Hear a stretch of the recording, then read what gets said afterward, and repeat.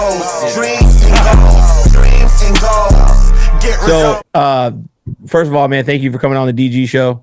I really do appreciate it. I have the ultimate love for coaching. I think coaching is if not the most important thing, it's one of the most important things.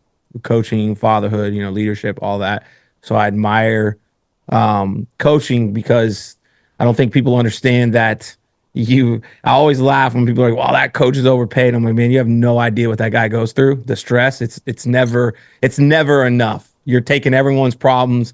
You're taking everyone's stuff. You get all their worst, and you've always got to give your best. And if you don't, obviously they judge you. So, first, I appreciate you taking the time out and coming on. So typically, man, we talk everything, just where you're at in life, where you've come from, obviously successes in coaching. I like to talk failures in coaching and failure in life because I believe that's typically what sets us up for success, right? And everything in between. Right. I'm in. So cool. First of all, welcome to the DG show. We're getting started, and we actually have a special guest. I love this because this is actually the first high school coach we've had on, right? So we're getting them in, which I just think back to how I was in high school. And so I'm assuming you have to deal with a few Dustin Gutkowskis, and I just want to apologize for all of us in advance. I don't know how you do it. But I will tell you, there's still coaches in my life that back in high school played such an impact on my life. And I don't think I realized it till later on, because when you're young, that tough love, I hate you, can't believe you made me run. But I look back now and I'm like, wow, man, these people played such an important role in my life at an early age, that some of the things that I still do today. And so I love that, man. I'm excited for this. So for the people out there that don't know, if you talk just obviously who you are, what you're doing currently, and anything we should know. Yeah, so my name is Jordan Vierra. I'm the head baseball coach at Georgetown High School in Georgetown, Texas. I get to fill a very, very special role for me. I'm from Georgetown originally. I graduated from this school. Both of my parents were teachers in this community. My dad was a head softball coach for 10 years here, and my stepmom was a principal for about 10 years in the district as well. So it's a very special opportunity for me to get to give back to the community that has meant so much to me over the past 25 years. And so it's a pretty awesome thing to get to do, to get to be around these kids and get to be around these people. But so that's where I'm at right now. Like I said, originally from Georgetown, grew up here, got to have the opportunity to play college baseball in Tyler at Tyler Junior College, and then again at UT Tyler. Got to coach in college for a couple of years at Tyler Junior College and LSU Eunice down in South Louisiana. And then got tired of working for free as a volunteer assistant at those places. Decided to work for a little bit more than free, just being a high school coach. The one thing that I swore that I never wanted to be was a high school coach, because I saw what it took to do that from my old man's perspective, and then ended up falling back into it and having the best gig in the state of Texas as far as I'm concerned. How did swearing you didn't want to do it? 'Cause, I mean, not that it's the same, but if you would have bet me $1 billion that I'd be in roofing, I would have told you you're crazy. It's my bread and butter. I'm like, there's no way. And then yet here I am. And, I like to think that humbly we have a, very successful roofing company. But how did you go from not wanting to do that to like, let me give this a shot? Was there something in your life that changed? I know you said not work for free, but, obviously that'd be something like, you know what, let me give it a shot. Yeah, so there's a couple of things that really took place. And this is one of those things where you start to really figure out what you're about and who you are. I had a relationship that I had given a lot to, and had decided that I was going to get out of the college stuff because of the amount of time that I was spending away from her at that time. And so I broke one of the only rules that I ever had growing up, which was don't make a decision based on a girl, and made a decision based on a girl, and ended up down in Houston. And was chasing that rabbit, and realized that, maybe the high school thing's not too terrible. Maybe this will be what's best for life in the future. And so ended up in that situation down there, just kind of cashed in all my chips, moved to Houston with like $300 in my pocket and having no room or anything ready to go, but knew that I had student teaching lined up for high school and was going to be able to take that next step along those ways. And then ended up that blew up in front of my face, and so I had to take the biggest piece of humble pie that I've ever had to take and move back to Georgetown with my family, with my parents, and do my student teaching that way and have a second job to be able to pay for all that stuff while I was doing it. And then ultimately, I got a phone call to go to Alaska to coach in the Alaskan Baseball League up there from a mentor of mine. And just a confluence of events. He ended up with having a pretty serious disease and ended up in a coma for a little over a month and a half. And so they asked me, do you want to be the head guy? And I was like, sure, why not? It's always been a goal to be the head guy, not to just sit around and be the assistant forever. So got the opportunity to go up there. And while I was there, another total God thing, a big mentor of mine, he called me in the middle of that summer and said, hey, man, we just lost in a state championship game. I have an assistant job opening. This is less than 3 hours after the last out of their state championship game. Wow. He says, got a job opening. You need to apply tomorrow once you're here. And so he was at Georgetown. So obviously got on the phone, filled out an application, and got my foot in the door back in Georgetown. So it's been one of those deals where, you just see what God's been able to do in your life based off of what's happened previously. And now you see where you're at. And it's kind of fun to look back and see, man, that dumpster fire that was happening back there a few years ago turned into a pretty cool deal. Yeah. So wasn't necessarily like the path that I thought was going to happen, but I think it's been pretty good so far. Was Georgetown your first head coaching for high school? Yes. Yeah. For high school. I mean, I'd done some like club stuff and some things like that. Had worked for a charter school at one point as a favor to a really good friend at the time, and had done that. But as far as like a true head coach, like running a program, getting everything done, it's been in Georgetown. That's awesome. What year did you take over the program? This is year 6. So 2020 was year number 1. So my first year was the COVID year. Oh, wow. So they handed the keys off to a pretty successful program already to a 30-year-old idiot who knew nothing about nothing and was trying to figure it out on the fly. And then COVID shut it down. So it's been an interesting ride. That's for sure. But you guys, so for a 30-year-old dumb idiot, as you say, you guys have done pretty well, right? We've had some pretty good success. We've had success on the field, that's for sure. And we've won district title 3 out of the last 5 years. We've been to the state tournament and won a state championship in 22. And for us, it's just carrying on the legacy of what was here before. We get to stand on the shoulders of giants and get to continue a tradition that's been going on since I was here as a player. And so getting to carry that tradition on has been a lot of fun. But that was that Georgetown's first state championship in baseball? Third time was a charm. Oh, it was third. So went twice. It was our third time being there, and our first time to win it. So we had played in a state championship in 2015, and then 2019, and then again in 2022. That's incredible, because in your journey, I mean, people that don't know, it's how difficult it is to win a state championship in any sport, right? Yep. And let alone to go multiple times, but then to get back. What do you think like the difference was for you? 30 years old, so you're still young, right? What, 36? And head coach got a title. What do you think was the difference maker for you in your coaching, right? Like you go back to your where you grew up, which I think that's a cool story. Had all the lessons along the way, which I think is what makes us who we are. But what was the real difference maker for you that you felt as coaching for the kids, right? Because I think it's a different era, right? When even I'm 40, so it's a different era that we grew up in compared to now. How were you able to translate that to the kids, and what do you really feel like you were able to do that led it to take it to that next level? Because getting to a state championship and winning one are two different things, right? So you were able to get it done. I think it's a multitude of things, right? To go back to the beginning of like the guy that I worked for the first 4 years as an assistant is one of my best friends, and a guy that I admire more than most people, right? A guy that has had a huge impact. He was my position coach my freshman year in football. And awesome. I'm sure he could tell you some terrible stories about how bad of a football player I was, but that's a different story. But like the conversations that we had along the way was like, this is ultimately the goal. And like the what I had seen before from other head coaches that I'd worked underneath was there's a specific way to do things.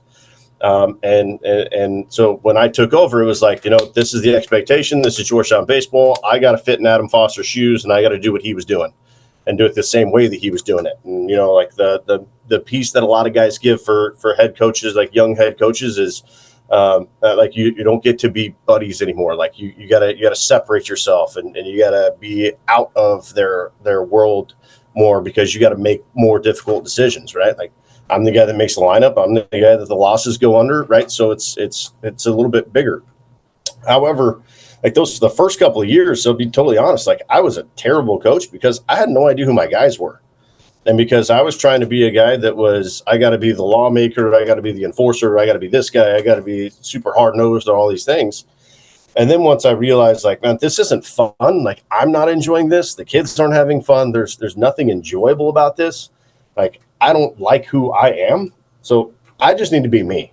Right? The reason why I've had been a part of very successful things is because I was just me and who I was. And one of the things that I love to do is get to know my guys and like get to know who they are and what makes them tick and what are their experiences and how can I help, and being a leader from that front instead of just the leader of you do what I tell you to do.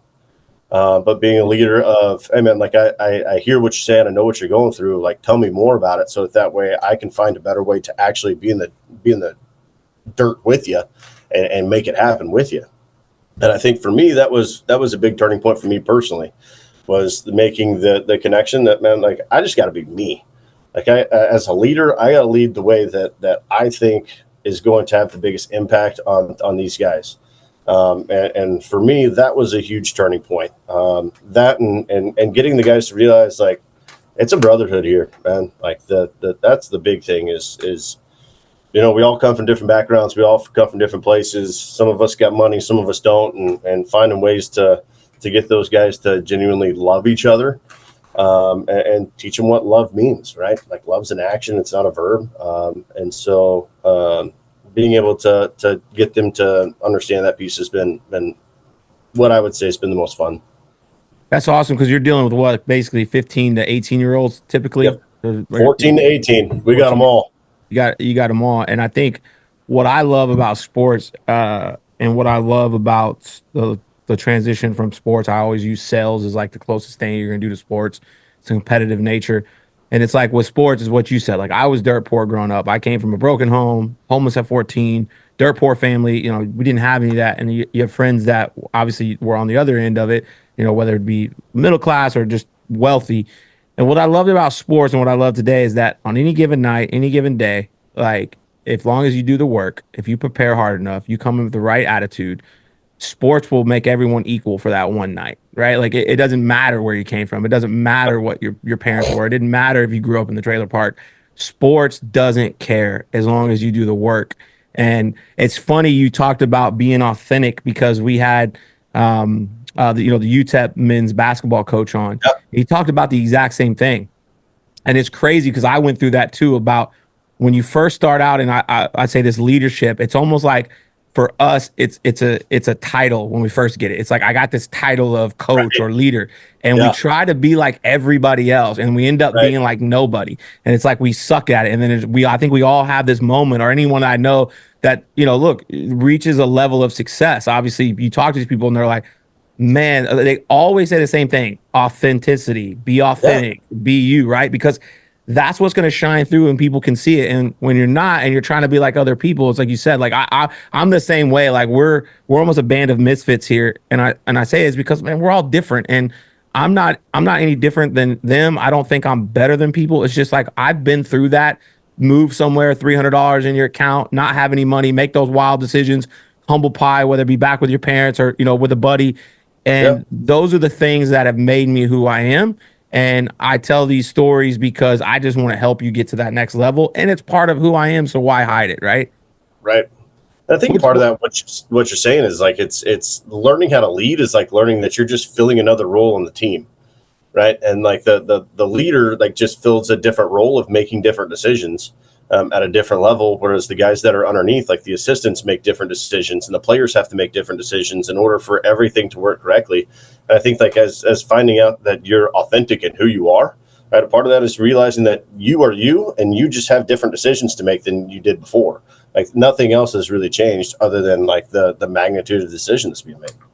Yeah, how do you think it's with so obviously we have young cat like we actually just our youngest employees 18 just graduated high school, but that's one guy. But most of Yeah, our people 21 up, we have guys 40, 50, but I would say the average age here is probably 30, right? So it's a little bit different coaching people that are 30 than yeah, 16, 17. For you, what do you think's been the most difficult? Is it because I have a soft spot for kids, obviously coming from where I came from, I always try to give back and help. And one of the hardest things for me to see is bad parents. Like I have a rule. If you're a bad father, I will not be your friend. You won't work in this organization. Like right. it's the one thing, man, that I'll die on the hill on. I don't really care much about a lot of things people do because they have their own business. But if you're a bad father, you're out and you can't be in my life. And because you see the impact that it has on people. And I don't think people realize that, you can say that your parents don't, but they do. They influence you in Yeah, so many ways and hold you back. And so it's really hard when you see that. And I'm sure you have some difficult situations like that. But right. what are some of the hardest things to do? Because at the end of the day, you are coaching kids. You're coaching kids, but you're coaching them at a high level to do something super special that most people aren't. What's the most difficult part of that? I think for us, we our mission isn't to win baseball games, right? And I think Love that this that. is one of the things that like gets so misconstrued about our program specifically is that like I genuinely like I don't care if we go 0-30 on the season.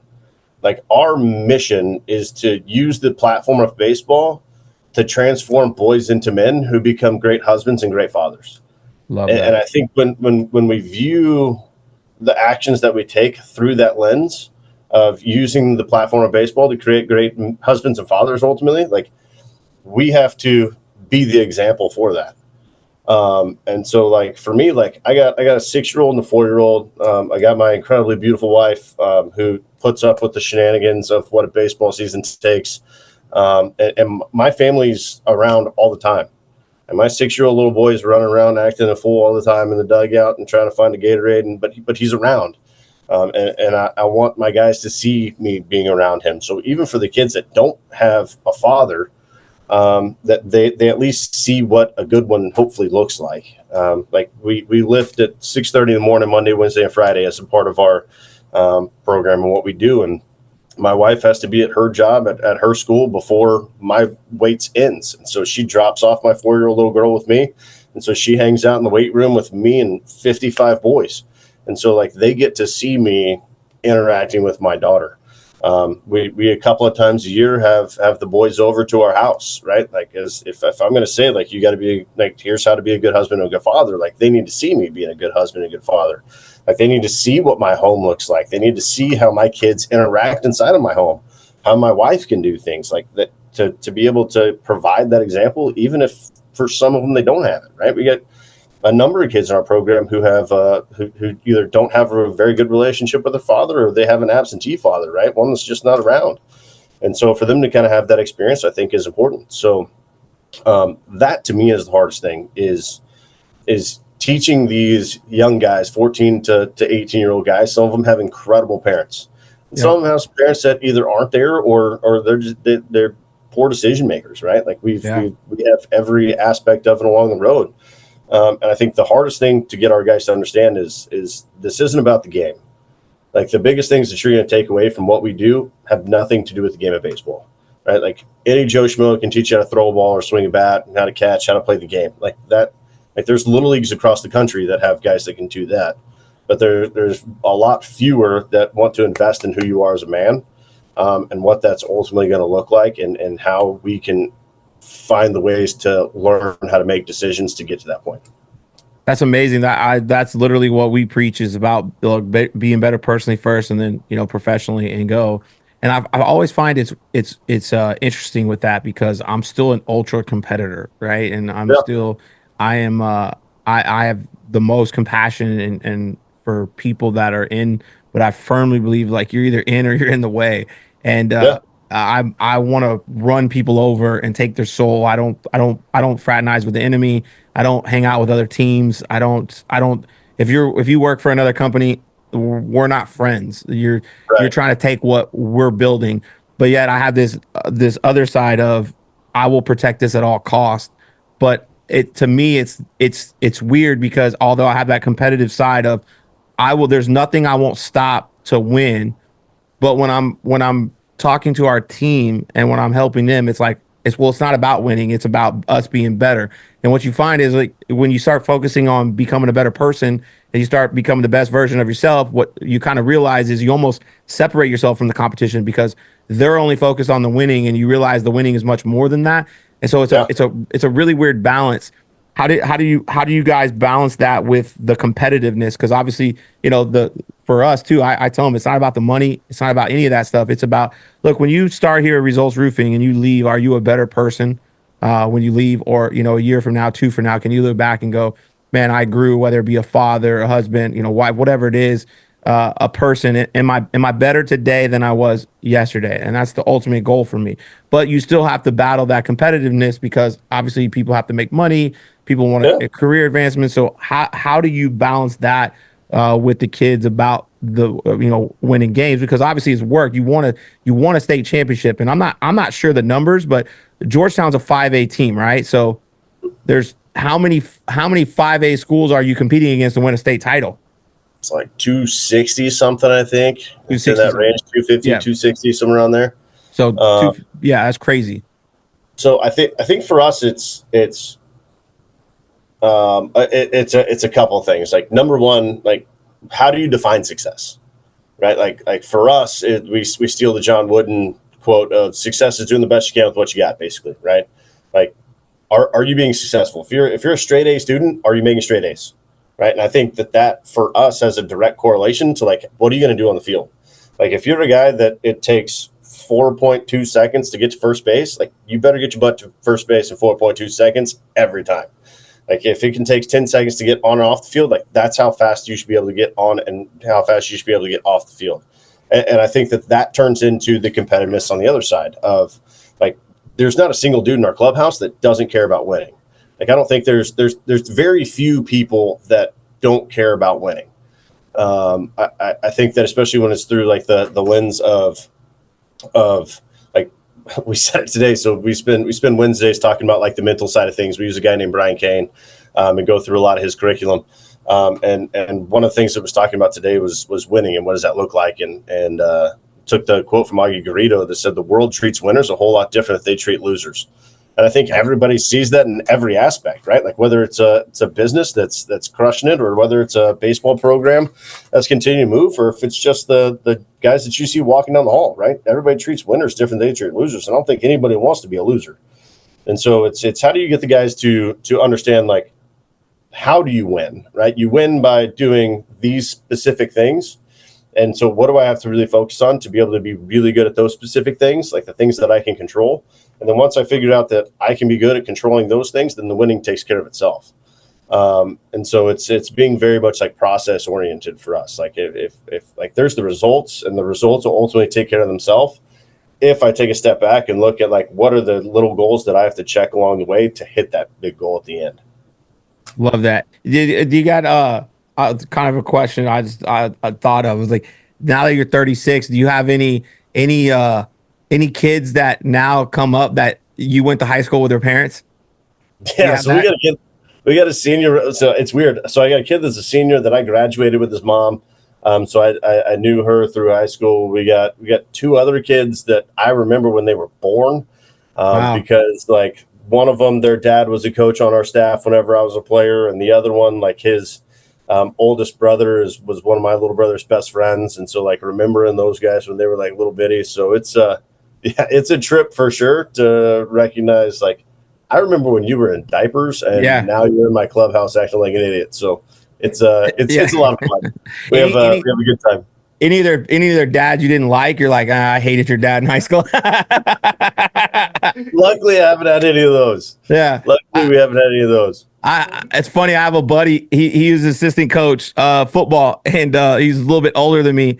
And this is like within the last few years. And he was like, "Man, you remember so and so?" I was like, "Yeah." He's like, "Man, his kid plays for my team." And I was like, "Oh, how's that?" He's like, "Man, we still got beef." And he goes, but his kid's really good. I like he's a kid. It's like, I hate his dad. He goes, and I go, but man, you can't say that. He goes, oh no, I tell him. He's like, hey bro, I hated your dad. He's like, yeah, my dad said he hated you. He goes, good, feelings mutual. But he's like, my dad says you're a good coach. And you're like, well, your dad's good because he teaches you. And I'm like, man, y'all are really going to be best friends one day. Watch. That's cool. That's funny. Those type of relationships always add a little bit of flavor to the mix. That's for sure. Yeah, they add a little bit. I was like, well, man, I was like, that gotta be awkward because it's kind of a similar thing. Small town from right outside. Yeah. It's I'm actually from Buda area, so I went to Hayes High School. Oh, yeah. So we knew George. I actually lived in Cedar Park too for a few years. Okay. We still do work out there, but I mean, still do work in Austin. But yeah, I went to Hayes, so I remember Georgetown was legit baseball, legit football. For a long time. Obviously, schools like Westlake. I knew Georgetown was there. Even there's a few others. And I know now there's so many new schools out there. It's kind of crazy. Wild how much is blown up. Yeah, it's like even what was it? There's another powerhouse. Even my hometown, which has 2 or 3 high schools now. I mean, I just remember it was a little bitty school. We were kind of coming up in the ranks, and here we are. So what do you? I think this is a tip. I consider myself still a new father. My oldest is 7. He just turned 7. I have 4, and then my daughter's fixing to be 2. So our kids are obviously similar in ages, but I still consider myself a new father.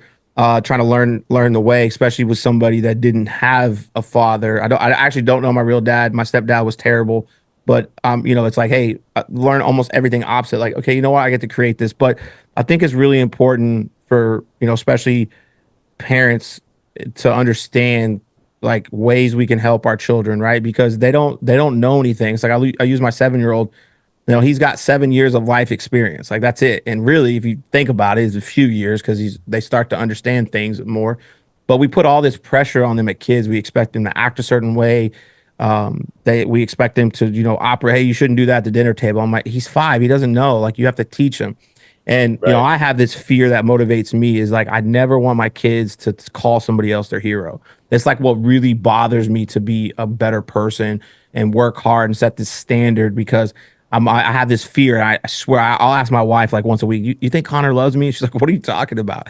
And because I have this fear of them lining up and they're like, pick your hero, and it's not dad. And that bothers me. And I'm like, I always want to set out to be that example for them and be the standard. And even when I get it wrong, I'm not afraid to be transparent. It's like, hey, Connor, I was wrong in that. Or, hey, Kobe, I was wrong with that. And we even talk in school, if you get in trouble at school, and I'm like, look, son, there's stupid rules that I don't agree with the school, but you have to follow them. And if you get punished at school, I can't stick up for you because you know the rules, you know what you're playing, right? And don't be disrespectful because at the end of the day, that's that teacher's rule. And it's not up to you to determine their rules. That's their house, and you need to follow them, right? That's just how it is. Whether I agree with it or not is irrelevant. So I try to be very transparent and lead with that love for my kids. Not that you don't say what I do, because I've had this few things have happened in our life where we've been able to be blessed. But I always look at obviously life gets hard. We've all been through the kind of ups and downs, and I feel like one day your kid's going to come to you and he's going, hey dad, baseball at Georgetown's hard. It's tiring. I don't like waking up at 5:30 to go work out. It's tough. I don't know if it's worth it. This is hard. That's hard. And my fear is that you go, well, son, you can't quit, right? Life's hard. You're going to be throwing curveballs. Well, you did, dad. And I'm like, I never want to have that conversation. So I'm always almost chasing this ghost. And I think you're in a position where you're dealing with 50, 60 kids. What's some of the advice you can give to parents? Not that you're trying to be everyone's parents, but just maybe from a baseball perspective of man, what are some of the things that parents can do to put their kids in a good situation? Because I don't think they understand all the pressure they're going through in sports and school and this social media age. And, it's I was talking to, the coach, the NIL deals in NCAA. It's it's another level now that kids at such a young age, not only do you have to be great at football, basketball, or baseball, but you have to be a personality at a young age, because the more social media followers you have, the more money you can get. You don't have to make it to the pros to be a pro anymore, right? So just what are some of the things that you think parents could do to be better in this, to help their kids? Yeah. So I think this is it's a multifaceted question. It's one of the things that we have, so we have a couple of parent meetings every year. And one of the things I tell our parents is, like, as a part of Georgetown baseball, you have 2 jobs, right? Job number 1 is to do this and to clap in the stands. And job number 2 is to be a part of our booster club. Like, let the coaches be the coaches. Like, you get to be the parents. Like, this should be one of the most fun times in your life because you don't have to coach. You don't have to do a bunch of extra stuff. Like, you just get to show up and cheer, and you get to go home and tell your kid that you love him. Like, and that should be like the only thing that matters. Like, their success on the field isn't a direct reflection of you anymore. It's not about you and what you have done with your son to get them to this point anymore. The reflection of what they do on the baseball field is a reflection of what they did on the baseball field. It's not even a reflection of who they are as a person, right? And so I think that's the hard part for parents. And to be totally honest, like, my son played t-ball last fall, so a year ago. And to be honest, like, that's really hard to be able to draw the distinction between my kid's 5 at the time. He just wants to freaking run around and just get a drink after the game and eat the snack. Get some and snacks. Yeah, like he just wants a Gatorade and a snack. That's it. And then the rest of it's like, well, he's my kid, so like he's supposed to be doing this and this and this, and like figuring out like that piece from my side really hard. Like, I can only imagine how difficult it is when your kid's 15, 16, 17, 18 and like has these other options. But I think the number one thing that like drives kids away from sports is their parents. And like how much they're pushing them to, you got to do this all year, you got to do this all year, you got to do this all year. And then you get them in the car and then you wear them out in the car about how they performed that day. Like, my dad was that way. Wore me out about what'd you do about this and this and this and this. And it's like, back off. Like, I'm the one that's playing. Like, you don't have any more eligibility anymore. You don't get to play anymore. Yeah. I'm the one going to weights every day, not you. Just tell me that you love me and just tell me that you're proud of me. Right.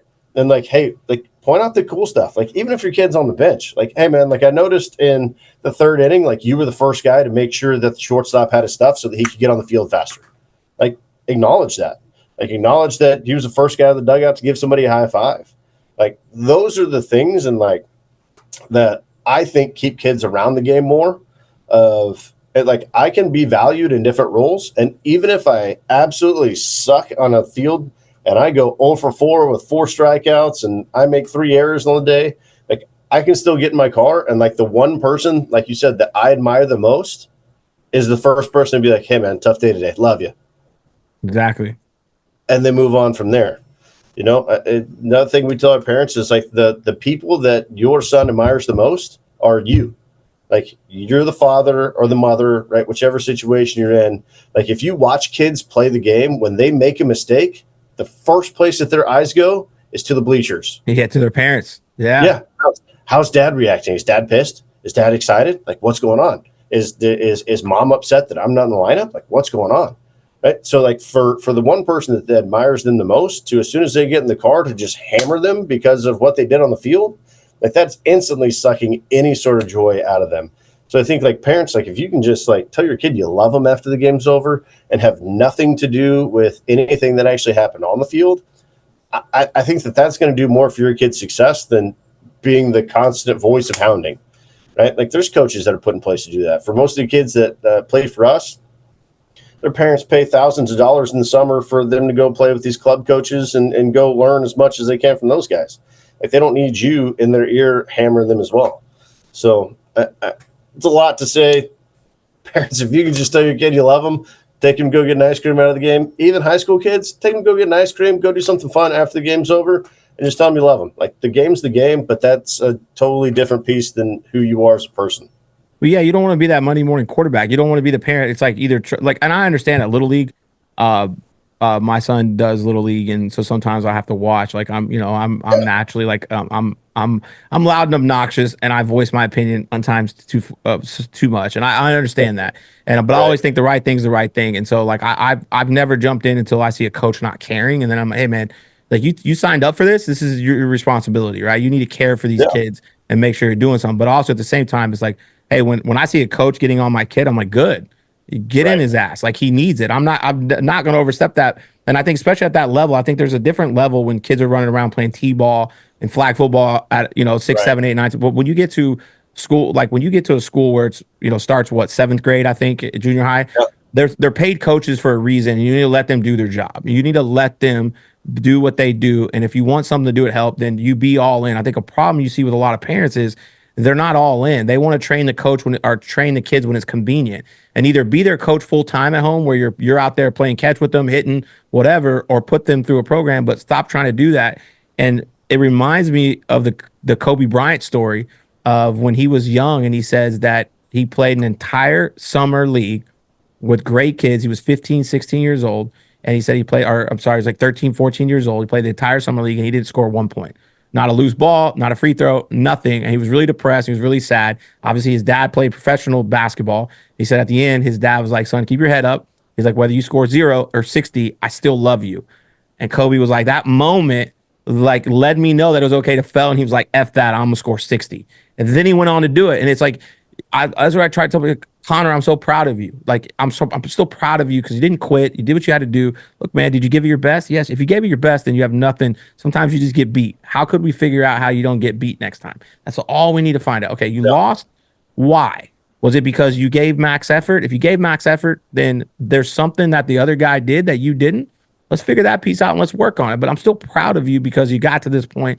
Let's keep going. And I try to instill that because it is. I realize, like, I never got that when I was a kid, and it was tough, man. And it's hard as a kid to go through that and not get that. So I think that's a spot on answer for parents. I think the hard part that to go with it as well, like, and you bring up social media, is so much of like the kids that we have today, they very much tie themselves and everything that they do into a reflection of who they are as a person. Like, my performance on the field dictates how I should feel as a human being, right? Like, I'm Johnny, the baseball player who happens to go to school or who happens to have a girlfriend, right? Instead of it being the other way around, like, I'm Johnny, the human being who does these things, and they are not who I am. And it's what kind of profile can I put out on social media to display this is who I am. Like, I'm the baseball player. I'm the guy that hangs out with the cute girls. I'm the guy that does these things, and like that to be a reflection of who they are as a person. And so when you do have failure on the field, or you do have failure in whatever it is that you're doing, like, it becomes that direct reflection. And so I think that, like, what Kobe's dad ultimately says is, like, that's not a reflection of who you are. Like, I love you. Like, whatever you do on the court, awesome. Like, freaking work your ass off and get after it, right? But that's not who you are. And I think that for a lot of our guys is a big piece to understand. And it's something that we try and drive home a lot of, like, who you are on the field and like your performance is not a reflection of you as a person. Absolutely. Who's your favorite baseball player all time? And who's your favorite baseball player currently? Dude, so I got to be honest. For a guy that does sports as a profession, like, I'm a terrible fan. So probably favorite player of all time. Oh, sugar. Man, I want to say, like, probably like a guy like Jason Varitek, just a dirtbag catcher that just That's like awesome. loved everybody on his team, like one of those kind of guys that didn't really do a whole lot, but freaking loved everybody, and like is World Series champion. And current favorite players, there's not a lot. There's too much show and flash for me in the game now. If I were to have to pick one, it'd probably be a guy like Bobby Witt Jr. With the Kansas City Royals. He kicked our ass in 2019 in the state championship and just absolutely wore us out. Like, they boat raced us in 2019. But watching him play as a senior in high school, knowing that he was going to go in the first round, and knowing that he was about to get paid. Yeah. Watching the way that he played the game and like how he carried himself, like, there's a lot of respect there for how he did that, and still getting to watch like the way that he plays the game and goes about his business, like, really respect those kind of guys and the way that he does it. Plus, he's a really good player. He's legit. Who's your team? I know being in Austin, sometimes people are like, they just assume, but kind of middle of nowhere. I'm a Red Sox guy. I like the Boston Red Sox. So here's the way I figured it. Like, everybody asks this. We're halfway between Dallas and Houston. So it's like exactly 2.5 hours both ways. So I figured we were man without an island. Plus, I hated the Yankees, everything that they did. Just never liked watching them win. And the Red Sox were always the underdog. And like, I've always been a guy that wants to see the underdog finally win. And so somehow I slipped into being a Red Sox fan. It's actually my favorite ballpark I've ever been to. I'm not a Red Sox fan at all. I actually, I'm a Lakers Dodgers fan. Okay. diehard, so I despise the Celtics. So the B word is just not something I take. But it's fantastic stadium. Yeah. But ironically, my favorite player of all time is Chipper Jones. Okay. Yeah. Loved Chipper Jones, everything he stood for. I became a fan when Bobby Cox told that story about how the like number one prospect that year, Chipper had broke his arm or broke his wrist, and so he couldn't hit, and he was fielding balls. And this guy didn't like Chipper. They had a thing, and so the guy was spraying balls. He'd spray one to like right, and then spray one to left, and he was doing it just to make Chipper run. And Chipper started talking back, and then when they were walking off the field, Bobby Cox said like they got in a fight.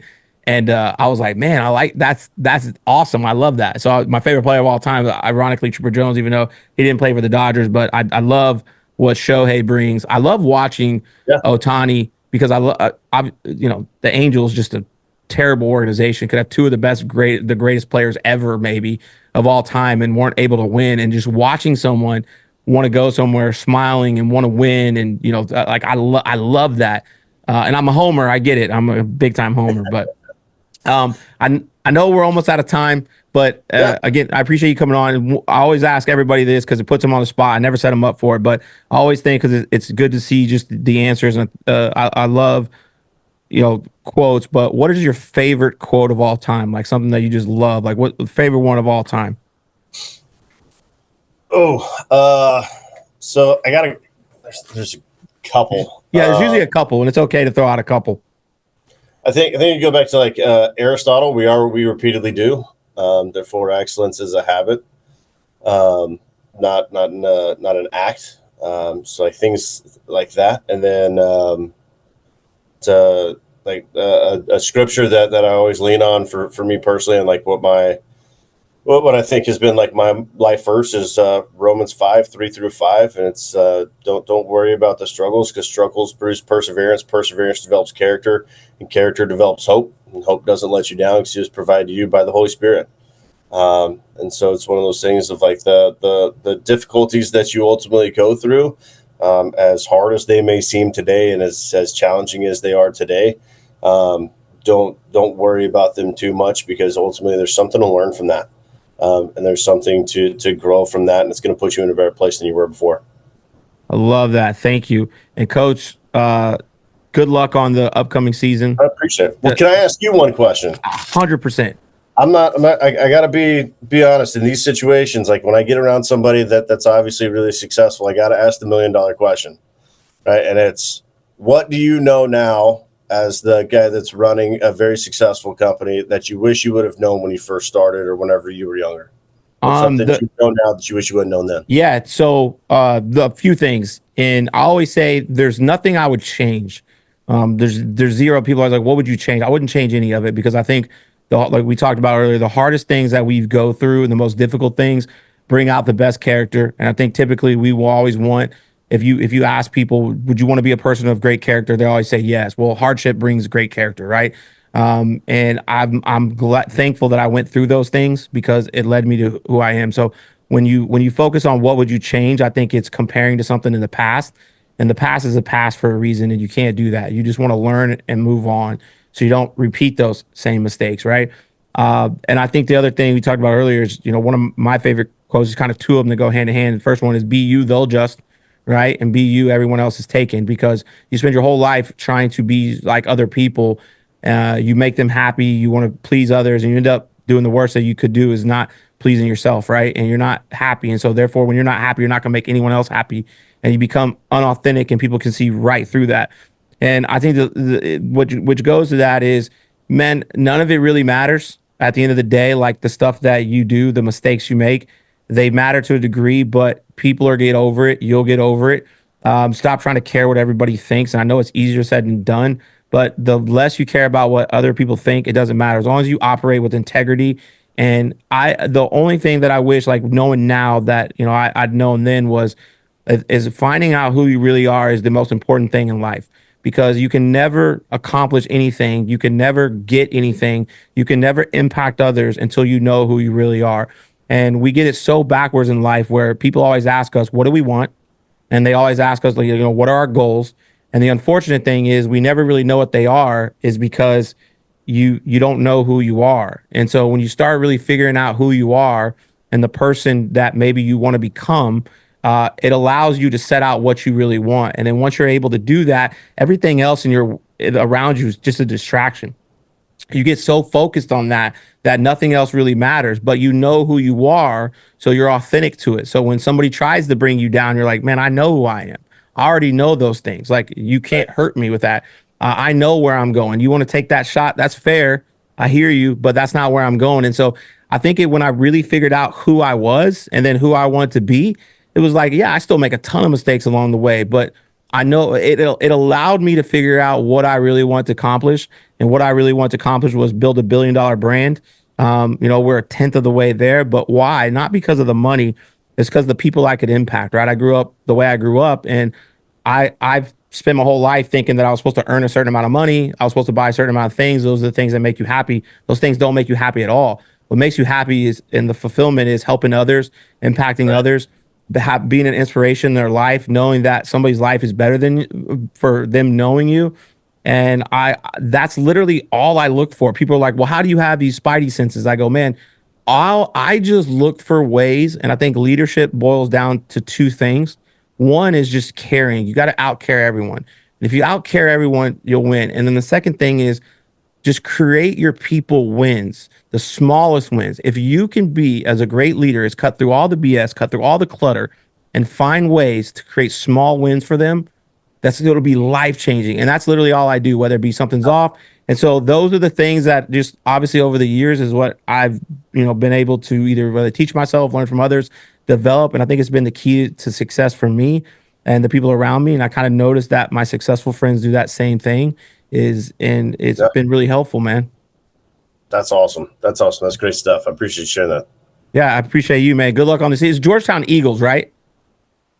Yes, sir. Yeah, that's what I thought. Okay, I was going to say, I want to say something wrong, man, and get chopped off at the end. I was like, I think it's Georgetown Eagles. So good luck on that season, man. Congrats on the championship. That's amazing. Let's go get another one this year. We appreciate you. We look forward to seeing it. Hey, sounds great. Appreciate the time. Appreciate you. Yes, sir. Have a great day. You do the same.